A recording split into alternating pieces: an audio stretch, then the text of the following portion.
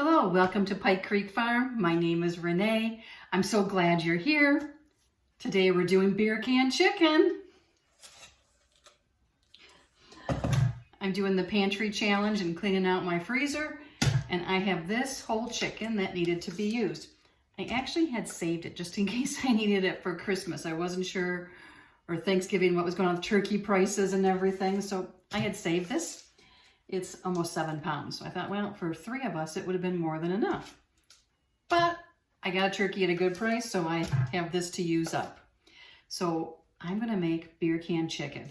We really enjoy beer can chicken, and we do it inside in the oven, and that's what I'm gonna do today. The leftovers I'll use for salads and casseroles and sandwiches, and it just tastes so good. It's very moist. So for years, okay, we don't drink beer much. I would go to the store and buy beer, a can of beer to make the beer can chicken on. And you gotta, balance it like in a tripod. They also have like the metal holders. My mom has one of those. I have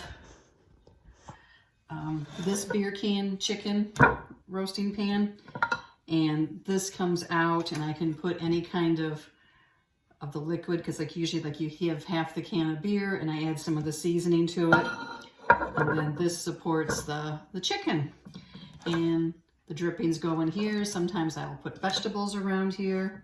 So this is pretty handy dandy. I got this quite a few years ago actually, and it was on TV. And like I said, we don't drink beer, but you don't have to use beer. You can use juice. I've used pineapple juice. I've used cranberry juice.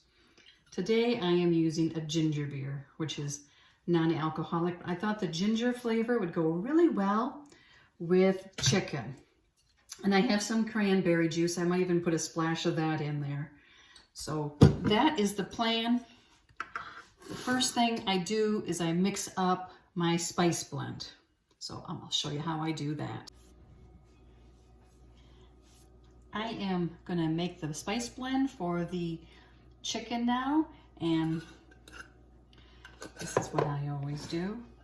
I do 2 tablespoons of salt. I do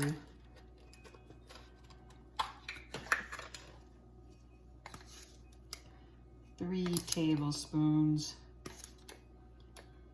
of garlic, and you can do all these to the taste of your family. You can leave anything out that you want. I do 2 tablespoons of onion powder,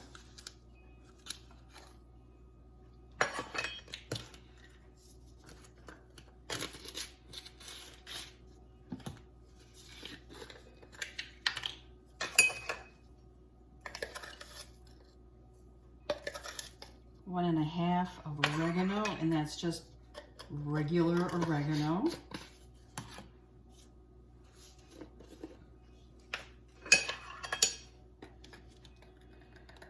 Half a tablespoon of cumin.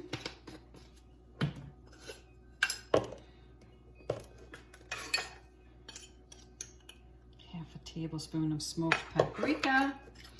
You can use regular paprika if you prefer that.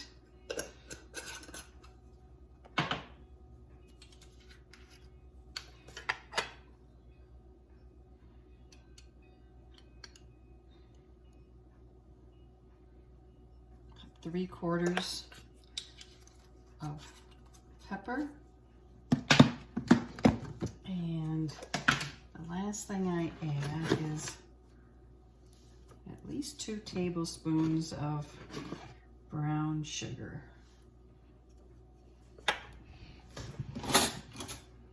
Now I mix this up, and I guess you would call this my rotisserie chicken blend, and it's what I use with beer can chicken. The rub is ready. Okay, I have my chicken. It is out of the wrapper now. It's still cold. It's been defrosting for several days. in the fridge, and there's still some ice. I wanted to make sure that it got used up today, but no fear, it wasn't sitting there thawed for too long.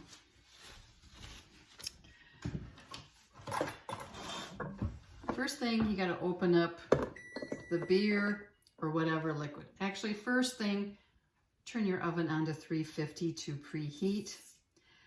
And if you're gonna do your chicken upright, you need to have your oven rack on the lowest level it can go. And because this chicken is so big, I actually took out one rack and I'm just having the very bottom rack. So first what I'm going to do is fill this well about halfway up with the liquid. And you can use broth. You can add some soy sauce. Ooh, that'd be kind of good with the ginger, huh? But you can be as versatile. Clean out your fridge. Use what you have. In fact, that's what I was going to do, was add a splash of cranberry juice that I canned.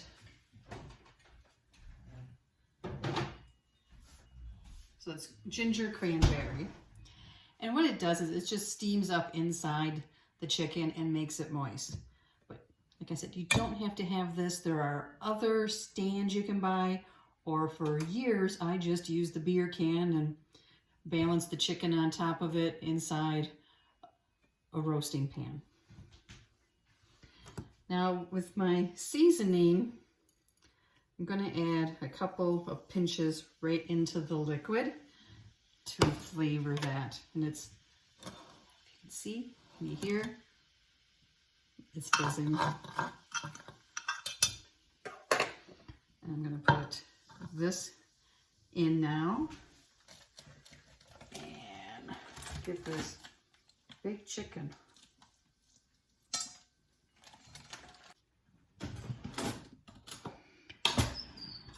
I don't use gloves usually when I'm working with chicken. I know a lot of people do, and that's probably the smarter thing to do. Please use gloves if you feel safer in doing that. I wash my hands right away with hot water and soap. So anyway,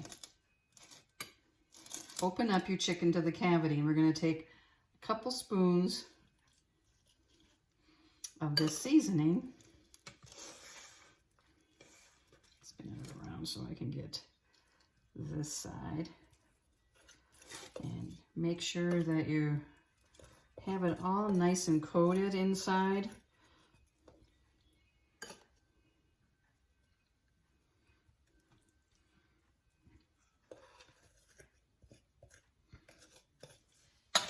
Okay, we're going to move this over here. Bring this back, or bring your pan or your beer can in it.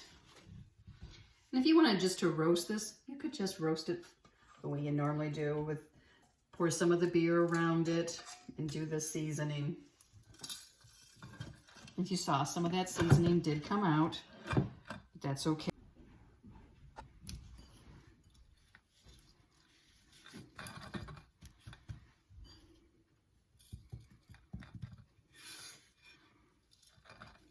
The seasoning all over it. This looks like it is done. I'm gonna let it rest before I take it off. You can see there's fat and everything ran into there. If I wanted, I could have put some potatoes, but I would have taken out some of that seasoning so it wouldn't have been too strong. But I'll let this rest, and then I'll take it off and I will cut it. So you could do this, like I said, on a beer can is how I did it for years, or a pop can, juice can. You could put foil balls underneath the chicken and do it that way, so it's lifted off, or just on a metal rack. But I don't know, something about it being cooked upright, it turns out really flavorful and juicy. I'm going to lift it off and put it on this plate. And there it is. I'm just cooking some instant potatoes and green beans to go with it.